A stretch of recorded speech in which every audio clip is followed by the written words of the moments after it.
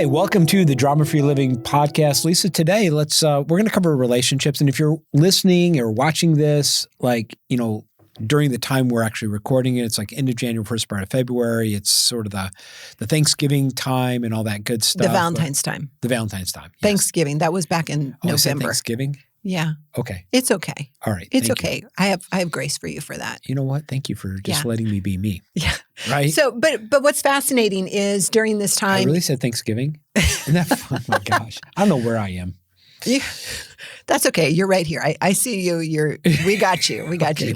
got The my fascinating thing about this time of year is because of Valentine's Day, which can be difficult for people, because there's such a focus on marriage or partnerships or romantic relationships. But I appreciate our society has managed to turn this into more of just a relationships communication awareness time of how can we develop deeper relationships.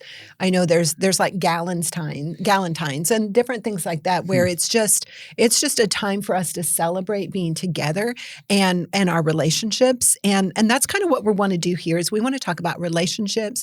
We want to talk about communication. Right. Because really, Lisa, business is just people doing transactions together. Right. Right. It's all about business is all and that's about really relationship. that's what family is. Family is people doing transactions together. Business is people doing transactions together. Yeah. And this is why relationships are so important. Yeah. And so there's this interesting study that found that poor communication costs businesses $1.2 trillion annually.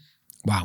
$1.2 trillion is the cost from us having poor communication, which is really fascinating. So I think it's a perfect time for us to be talking about communication, relationships, whether you want to take this from a personal perspective or if you want to take this from your business perspective, because heck, I could use $1.2 trillion.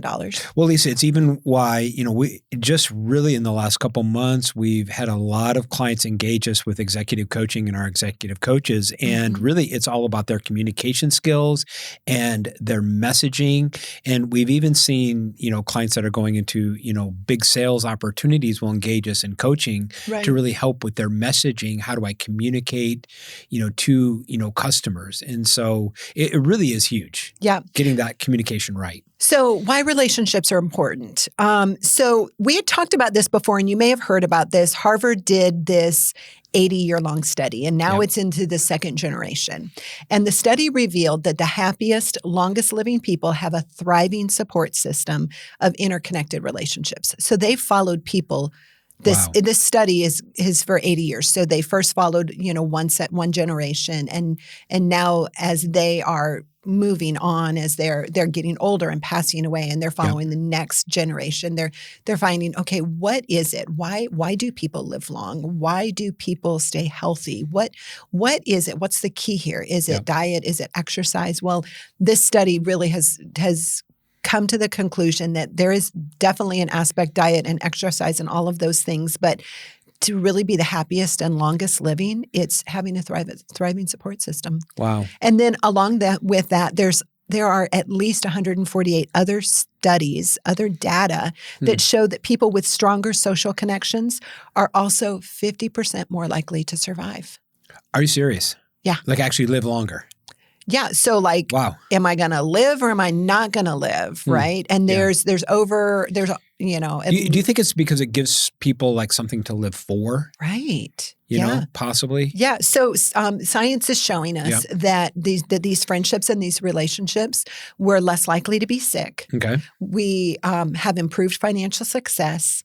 We have a sense of safety and belonging, and we reduce our risks of mental illness. Wow, it's fascinating. And I think sometimes we struggle, Lisa, because of maybe negative social experiences, right? We kind of go back to the past and we have these different negative things that have happened. And it's kind of like we don't have the bigger future. We just have the past that we do over and over again. Yeah. And, maybe it could be also like wounds from the past, right? Things that have happened that kind of make me a little skittish, or it's like, I don't want to step in because they took advantage of me. So now everybody's going to take an advantage of me. And it's almost like some of these false beliefs or negative social interactions, or at least even fascinating. We just finished a roundtable, and one of the particular participants, he said this statement. He's talking about his team and growing a team. And he says, more people, more problems. right? And everybody was like, whoa, whoa, whoa, whoa. Right? Well, yeah, like more, really more, more people, more opportunity. Right. But he had this belief or this, experience from the past that he really had been taught. The more people he has, the more problems he has. Right. And this is where we can take a belief from the past and bring it into the present. And it's not it doesn't have to be this way. It's not even a truism. Yeah. It's just a self-limiting belief or so a lie that we have chosen to believe. Yeah. So I think we struggle a lot of times just because we have these beliefs. Right. Or we think like, well, I'm the only one going through this. Or we have this story inside of our head, well, I'm just socially awkward. And I have this thought and this belief, and then I keep talking about it, and then it just reinforces itself. Absolutely. So I thought it'd be good. Let's talk about some strategies. Strategies we know for it's connections. Important. We know it's important, but let's give some really practical strategies on what do you do with it, how do you do it, all that kind of stuff. How do you connect with people? Yeah. With our connected world, our virtual world that we have less and less face-to-face or meaningful connections. Yeah. But at the same time, in order for us to have those meaningful connections, they're with more intentionality. Mm-hmm. So there is the positive and the negative side of that, because once upon a time you did everything face-to-face. Mm-hmm. And so you didn't have to be as intentional, but you also didn't have to be as intentional, right? Right. Yeah, right? True. Yeah. So strategies for connections. Yeah. Now, this is a very, very simple one. You're trying to find your people. You have a deficit in your life, and you're like, gosh, I need some of these relationships around me, these deeper relationships. Yeah. So kind of a first step, if you're like, I need to broaden my circle, is make micro commitments. Okay, what do you mean by that? Micro commitments, basically, they're baby steps that help you check someone's character and slowly build trust with them. Because, you don't want to dive in deep. I mean, you're not going to get married to somebody that you've never met. Well, Lisa, we've even done this. Say we have a particular friend group that we kind of run with. Yeah. Right. And we saw this one couple and we were like, well, I wonder if this couple would fit with this group that we run with. And, we went out for coffee. We went out for coffee with them. And then another time we invited them with a couple other people from our group. And we were like, okay, do they fit our vibe? Are they like, do they mesh with us? Yeah. And we had already figured out their character was okay. But then once you get past, okay, you want to discern their character, and then you want to be like, okay, but do they mesh with me? Yeah. So very, very simple things, exchange phone numbers. You're like, that person seems kind of interesting. It could be for a romantic relationship or just for a friendship or for a working arrangement. Yeah. You do this, or even with a business working with another business. You start with micro commitments. You exchange numbers. Go get coffee together and just chat and kind of feel like, okay, how does this feel? Now, if you don't know them very well, hey, it's okay, because you're just like, hey, let's just go get coffee. This doesn't mean anything. We're just or even something simple like, Lisa, that we've done is that we've just given people our books. And one thing I tell them when I'll give them a book and I'll say, hey, read this book. It's a 45-minute read. If you like the book, you're going to love us. But if you do not like this book, you're going to hate us. It's just not going to work. And it's okay. And it's okay, right? We're not everybody's cup of tea. We're not everybody's, secret sauce. Right. So along with those micro commitments, like a small birthday gift or a lighthearted texting, just those very, very light preliminary touches. If you see somebody and you're like, I think I want to get to know them better, don't dive deep. Please don't dive deep. Just take a little bit of time. Micro commitments help protect you from toxic people. Yep. And they ensure that you connect with the right people. And you want to have many, many, many instances of micro commitments before you dive deep in with this person or this group and tell them your biggest secrets. Yeah. So who do you need to make a micro commit with? Great question. Yeah. If you want to expand your tight relationships or even your broader, second phase relationships, just make those micro commitments. Yeah. Another one is doing a project or a challenge together, right? It's sort of like this shared interest. And Lisa, what I love about this is it makes a memory. Yeah. Right? It's like, there's been couples that we've gone on vacation with. Yeah. Or that we've, rented a house together, a group of couples. And, I'm remembering like two different instances. Like I remember, in in the Everglades, like seeing alligators with this couple, right? Remember that? And then another one is a particular gentleman had a really funny story that he told all of us together. Like I even have to say that, and you immediately go back to like a year ago. Internally, I am dying laughing. And you want to share it on the podcast, but it is not a podcast story to share, right? but it's like fun elements. It breaks down barriers and encourages really a relaxed, atmosphere. Yeah, and the funny thing is when we're with this group of people, I just have to say one word and it triggers the memory of that story and we all start all start laughing, right? They're those, what do you call those? Those like internal jokes? There's a name for it. I don't know. We'll figure it out. Private jokes? Well, we'll figure whatever it out, that name right? is. But do something together, right? Like do something active, do a project, because it really helps you know other people's strengths. Like, Lisa, there's sort of like 3 ways to really know somebody, right? You can either marry them, give birth to them, or hire them. Right? That's where you really kind of know somebody. And I always think of like, as you get a team. I think you need to add to that, go on vacation with them. Go on vacation with them. Fair enough. Yeah. Take a trip with them. I think that would do it. But it's almost like, when you hire somebody, like you really start to learn their strengths and how to best utilize them. And so projects, challenges, and Lisa, as I've gotten clearer and clearer with kind of like my zone of genius and my unique gifting, it has caused me to look out as I'm meeting with people trying to discover their gift.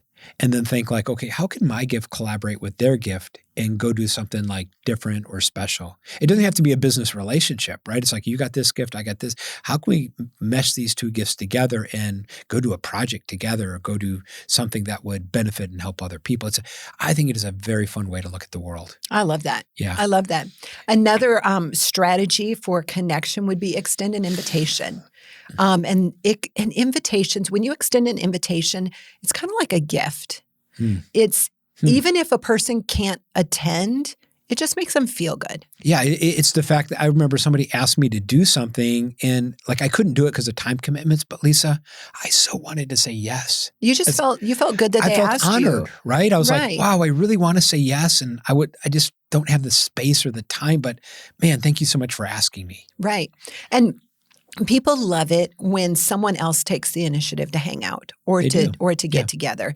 And you know what? This is what you got to remember though, is if somebody says no, it's not personal. Yeah. People are busy and people have commitments and their refusal probably has nothing to do with you. Well, and a lot of times, Lisa, like we'll ask people to do something, we already kind of think, they always do this Friday night. They probably won't, but let's just ask them anyway. We'll just ask. We'll just see. They can say no. I put it in their corner, in their pocket. They're like, no. But if I never ask and if I never extend the invitation, then I never give them the opportunity. And I just loved that statement, though. It was inviting someone to get together is like a gift. So we were talking back at Christmas time about having kind of an extended family get together with in-laws and different things. Yeah. And there's a couple people that in our extended family that don't necessarily get along really well. And I was wondering, I was like, well, do I invite this one or do I invite this one? And which one do I invite? And then someone else from our family said, well, just invite both of them. And then let them, because they would be honored for the invitation, and then let them decline as they figure out who else is going to be there. And I thought, you know what, that was a lot of wisdom because that invitation is a blessing. Just the invitation is a blessing. Yeah, to be thought of. Wow. Yeah, awesome. Another tip here really is being present and active. Being present? Being present. Can you be president and have deeper connections? I don't know if that's possible. I don't know. Anyway. Well, being present and really actively listening, because a lot of times, like, we're distracted or inattentive, right? We have like wandering eyes or, it's like. We have wandering eyes. Right? Or, we're talking to that person, they're kind of looking beyond us as somebody else that walked into the room. Okay. Right? So I remember when our 27-year-old was younger. And he had a hard time with eye contact. And he had to grab his face. And we were like, we were talking to him, trying to communicate something because he was just pinging all over the place. And we were like, look at me. And so he would look at us and then his eyes would roll somewhere. We were like, no, right here. I need your eyes right here. And then the eyes would roll somewhere else. I was like, I need you right here. And then finally, sometimes we would have to very gently hold his like cheeks very gently and be like, okay, force his eyes. Just look at me right here just for a second. I need you to do this, because if we didn't have that eye contact, if we had wandering eyes, then we knew it was not getting into the brain. Hey, maybe that's a problem with some of our employees, right? Yeah, don't grab your employees by their cheeks, and don't do that.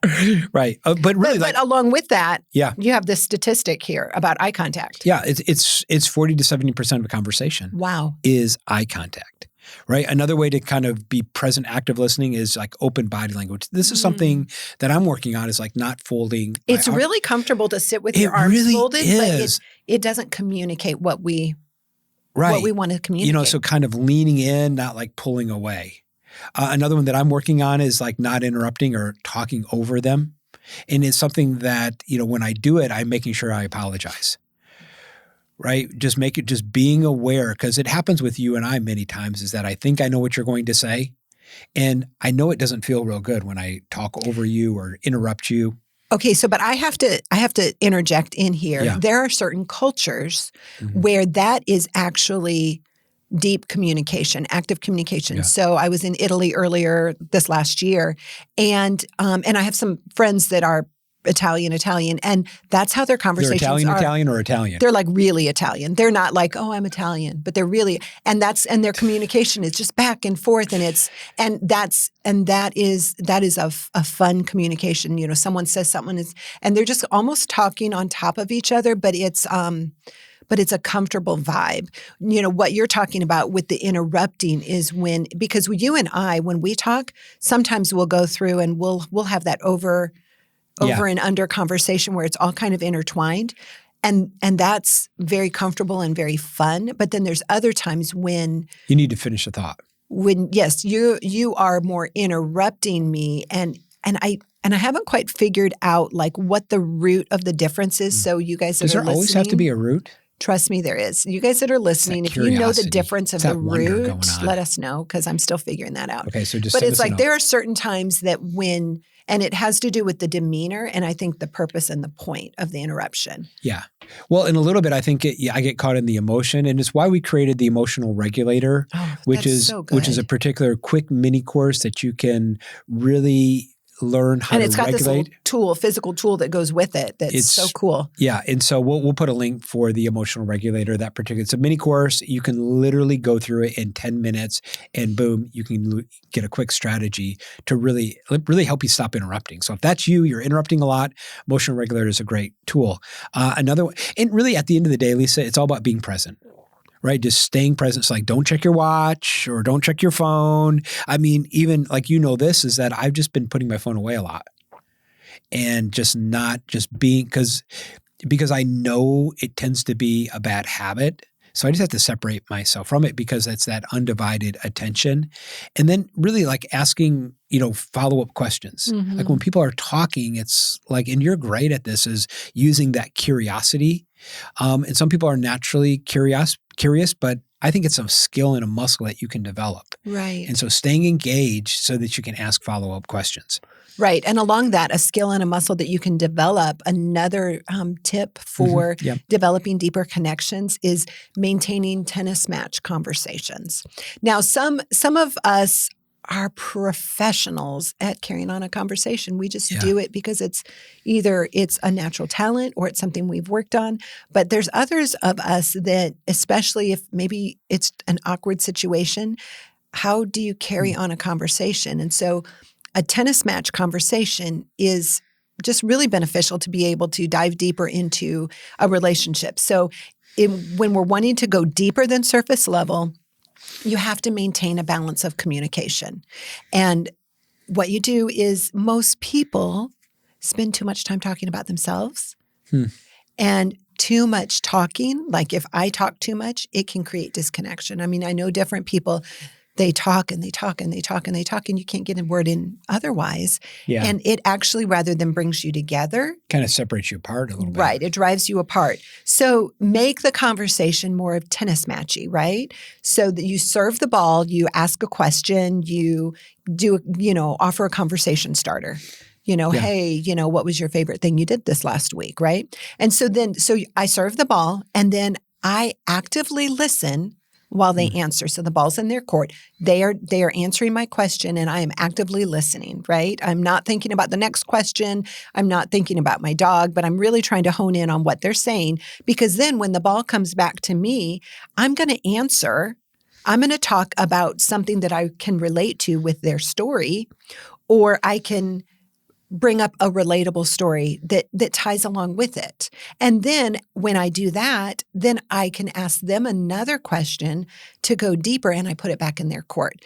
And it's the back and forth. So if you are not great at talking to people, uncomfortable conversations, just kind of practice this tennis match. And you want it to be balanced, because that's really how you can go deeper and not drive disconnection and learn more and find out, okay, maybe I actually don't want to have that much to do with them. Or as you're going back and forth in this conversation, you may hit on a topic that you two are both really enjoy and can hit it off in a way that you wouldn't know you would. Yeah, because it really makes you more interesting. Like when I'm interested in others, I become more interested. Right. So absolutely. when you're interested, you become more interesting. Mm-hmm. And so it's sort of taking that sort of mindset that I'm going to be interested, and at the end of the day, I'm going to become more interesting to other people. Right. And that goes to the quote by Dale Carnegie. Right. It's, you can make more friends in 2 months by becoming interested in other people than you can in 2 years by trying to get other people interested in you. Yeah. So stop trying to get other people interested in you. Just become more interested. In the people around you. In the people around you. Yeah. Another tip is, don't be afraid to be vulnerable. Right. I think self-disclosure really does make you more likable, right? Because people sort of relate, because we convince people through our strengths, but we connect with people through our weaknesses, right? We connect with them when they say like, hey, they're just like me. And there's a real art to this. Yeah. Right, of being transparent, and we've done some different marriage workshops, and it's this idea of that intimacy is into me see, right. And the way to create intimacy or connection with people is let them see into you. And it's almost like, Lisa, you wouldn't go into a store, if all the lights were off and there's a gigantic close sign on the door. Right? But think about how many people's lives are like that. How many people sort of live that way. It's like, hey, there's a giant close sign, all the lights are off. The thing is everybody can see the close sign that you wear. Yeah. And so I think being vulnerable kind of like turns the lights on, say, hey, it's open for business. Right. And so, but use some wisdom. Right. With that, we're not saying like share your dirty laundry. Make sure they're a safe person. Make sure they're, you kind of got to start with the beginning of what we talked about. You want to find out first. But don't be afraid to be vulnerable. Character. Right. It's like you got to use some courage. And at the end of the day, will people use it? At times they will use it against you. You're going to go through those. But just because you hurt me doesn't mean I'm going to tie myself up and not try again. Right. So keep trying. Right? Because people say a lot of times, they say like, well, leadership is lonely, or it's lonely at the top. And Lisa, it's only lonely because you created it that way. Right. You created it. That is part of why we have the roundtable. Yeah. Right. We'll put a link in the show notes if that's something that would interest you. But, it's like getting around a group of people that are just like you, that have ambition, that have big dreams and big goals, and that are doing really big things. But sometimes it can be lonely because you don't feel like anybody gets you, but you've kind of created that. Yeah. It doesn't have to be lonely. It doesn't have to be lonely. And that's the one thing a lot of our roundtable participants have said to us is that, like, hey, I feel like this is a group I can belong to. Mm. Hey, this is a group of people. I am not alone. I'm not the only one that has this problem. Right. So if you feel lonely at the top, it's a little bit, just be honest, it's because you've created it that way. And the great news is that's that— kind of harsh words. It is. But the great news, Lisa, is that you can recreate it. Yeah. If I've made my life, that's great news, because if I'm the one who made it, then I can remake it. Same with you. If you made your life right now, you absolutely can remake your life. You got that power. Absolutely. And then maintain open lines of communication. Okay. Right? So it's really hard to form emotional connections without keeping in touch. Yep. You can't expect to make one phone call or go out to dinner one time and then all of a sudden have a relationship. You have to show that you care. And checking in shows that. And it shows that you're thinking of them. If you do regularly like weekly catch-up calls. Yeah. Sometimes people are busy, and sometimes people aren't as good as other people on doing this, but yet they want it. I'm thinking of, like with my sisters, they're both busy professionals, and there are seasons of their year that they are unavailable, but I still reach out. And then the flip side is that when I get busy and I'm unavailable, they'll reach out. But the more we're checking in, the more the stronger we can stay committed. Yeah. Or regularly invite them for an event or to get together. Yeah, send an occasional text message just to check in. Really prioritize face-to-face interactions. Or if you see something that comes through and it makes you think of them, send it. We've got some friends of ours there in Australia right now, but he sent something the other day into this friend group message of ours, and we watched it, and it was fun and it was funny, and it brought us together, even though he's across the other side of the world. Yeah, it was now, fascinating. Along those lines, don't bombard someone with messages. Unless they're your spouse. No, don't even bombard your spouse with messages. I'm teasing. Do not bombard me with messages. Oh, man. What am I going to do with the rest of my day? Check and make sure that this communication is not one-sided. And like I said before, it's like there are seasons when maybe it will be one-sided, but that season always changes. So, always having your pulse on it. But if it doesn't feel reciprocated, or if it feels like you're doing all of the heavy lifting in the relationship, it could be, just maybe, that they don't want to be your friend. Or it could be that maybe you've outgrown each other, and that's okay. That's what we're trying to figure out here. Yeah. Well, and it's almost like the way that I look at it is that, well, maybe they're just not a part of my bigger future, and that's okay.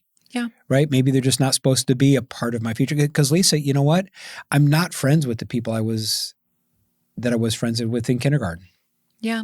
Right? And it's not that it's good or bad. It's just that we've grown in different ways, and almost like allow people the freedom. Right? Just allow them the freedom, and, and sometimes we kind of mourn these things, but you know what? It's like people grow and people change, and allow them. So I came up with some conversation starters, because sometimes I love this. I love this. Because sometimes people I don't know what to say, or I don't know how to say it, right?